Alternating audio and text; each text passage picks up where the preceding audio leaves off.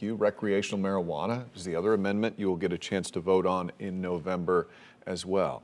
Millions of dollars have been spent just to get this issue on the ballot. Yeah, one company has bankrolled almost the entire campaign to the tune of $40 million. News 6's Troy Campbell is following the money.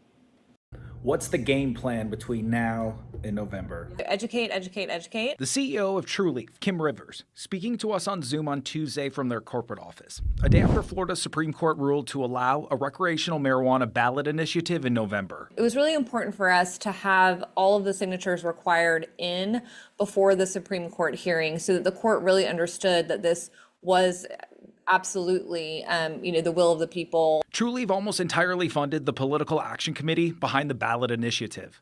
According to campaign finance data from the Florida Department of State Division of Elections, Trulieve gave their first contribution in August of 2022 at $5 million.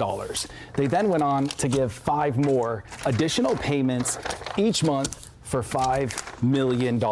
Then, in March 2023, Trulieve gave their largest contribution at $8 million. Those payments did go down, however, to 3 final payments of $500,000 each. The reason this could be such an important investment for Trulieve is in order to make recreational marijuana legal in Florida, it must pass with at least 60% of the vote.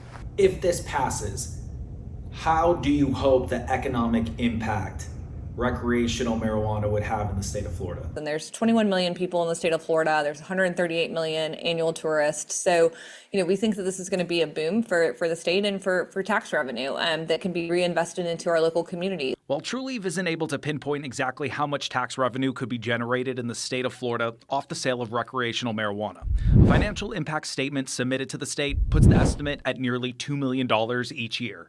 If passed, it will be available to anyone 21 and above. In Orlando, Troy Campbell, Getting Results News 6. So here's how the marijuana laws look across the country. Florida is one of 17 states where medical marijuana is legal right now. These 24 other states shown in green are where recreational marijuana is already legal. In the 10 remaining states, both medical and recreational marijuana are illegal.